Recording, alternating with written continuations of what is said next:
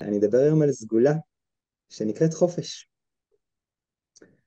אני חושב שזו אחת הסגולות הכי חשובות לכולנו כבני אדם, בטח עוד בימים האלה, בטח עם כל מה שעברנו לאחרונה, וגם כמה שהרגשנו שבאיזשהו מקום גם החופש והביטחון התערערו, ותמר שנגעת בזה שעכשיו אנחנו ממש אוספים בדיוק את הניצנים הראשונים של חזרה לשגרה, אם יש דבר כזה במדינה המקסימה שלנו, אבל as much as we can, כמה שאנחנו נוכל.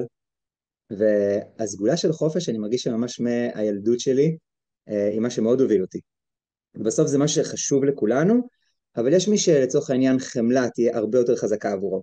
ויש מי whatever, שמחה, אז שמחה גם מאוד חזקה אצלי.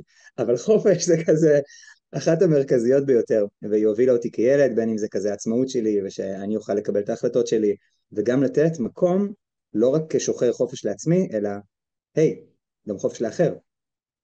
כי זה בא ביחד להבין שכמו שאני רוצה להיות בחופש שלי, אני גם רוצה לתת לו או לה את המקום של החופש, שזה גם מגיע במערכות יחסים, בין אם זה חברויות, זוגיות, עסקיות, באשר יהיה. אז אל תרצה אותי, אל תרצי אותי, תהיה בחופש שלך, תעשה מה שהכי נכון לך, תעשי מה שהכי נכון לך. אם אנחנו נפגשים שם, הללויה. ואם לא, אז אנחנו גם חופשיים להבין שלא, ועדיף שנבין את זה עכשיו מאשר אחרי גירושים או פרידות עסקיות או כל מיני דברים שהם הרבה יותר קשים וכואבים. אז יש בי ממש אמונה שכשאני חופשי ואני באמת מאפשר לעצמי להיות אני אמשוך את האנשים שבאמת הכי נכון להם להיות לצידי ונעים להם. ואותו דבר ההפך. אז העידוד הזה והחופש לתת לעצמי את ההסכמה להיות אני כפי שאני. זה לא אומר שאני מושלם, אבל זה אומר שאני אני.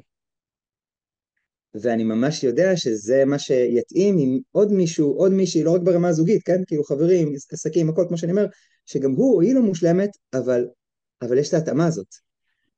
וזה העידוד הכל כך עמוק שלי להיות אנחנו, פשוט להסכים בחופשיות להיות אנחנו, ולדעת שאני לא צריך לשחק אותה עבור אף אחד אחר. הפילטר הטבעי כבר יקרה, מתוך זה שאני מאפשר לעצמי פשוט להיות חופשי. אז זה מה שהוביל אותי כל החיים שלי, כמובן השתפרתי בו, הייתי צריך לעבור דרך ריצוי, הייתי צריך לעבור דרך כל השיעורים החמודים שבני אדם אנחנו עוברים, אז הכל בסדר, לא פסח עליי, כן? אבל בתוך זה הדבר הזה שהשתרש שם, ושהוא כבר השתרש יותר ויותר, אז נתקלתי במה שאני גם כזה חבר עם החופש, פרנה.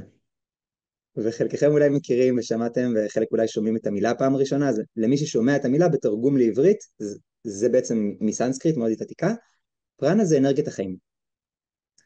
ויש הרבה תרגולים עם פרנה, יש תרגולים שמשלבים ביוגה ובתנועה, אולי בנשימה, אולי בעבודה עם אנרגיית החיים בתצורות מסוימות. אני הכרתי אותה בהקשר של תזונת פרנה, שזה בעצם תזונה שכבר לא מתבססת רק על אוכל בצורה בלעדית, אלא גם על אנרגיית החיים.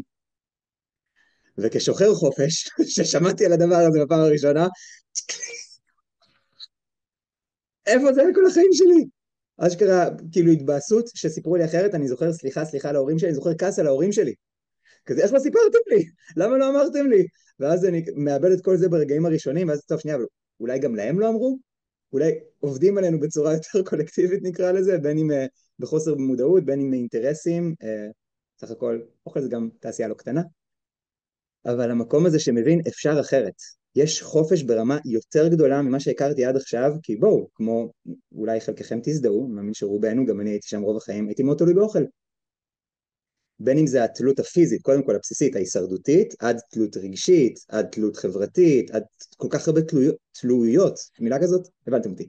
כל כך הרבה תלות ברבים של כזה, הגבילו לי את החופש, אבל בכלל לא עצרתי לשאול עליהם, כי מבחינתי זה הדיפולט.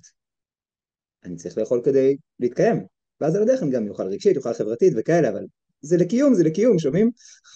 ושהבנתי שזה לא מחויב מציאות, לי אישית זה שינת החיים.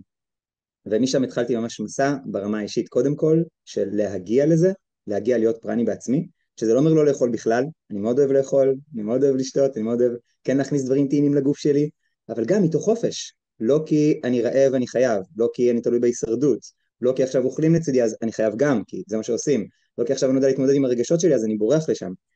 שיש לי רגע את האפשרות בצורה חופשייה להחליט מתי אני אוכל, מתי אני שותה, מתי אני עושה רק ימי מים, רק ימי, אנחנו קוראים לזה האמת יום חופש, תמר שאת מכירה, שזה יום צום, בלי אוכל, בלי מים, אבל פשוט יום חופש, זה האולטימט. ולדעת לרקוד בין כל המקומות האלה בצורה פשוט חופשייה ולא תלויה. אז זה ככה, ה-5:55 שלי, אנחנו עוד נעמיק עוד מעט, קצת על חופש, על פרנה ומה שביניהם. תודה רבה לכם ולכם. אחת מהשאלות שעלתה בי, אבל אנחנו כנראה נעמיק יותר מאוחר, זה באמת איך אנחנו מזהים כשאנחנו פתאום לא בחופש. כי כמו שאני וואו, מכירה אותך, אתה הרבה נמצא בחופש, אבל לפעמים אנחנו מוצאים את עצמנו ואפילו לא שמים לב לזה, אז אלו ככה שאלות שנמשיך ונעמיק בהן.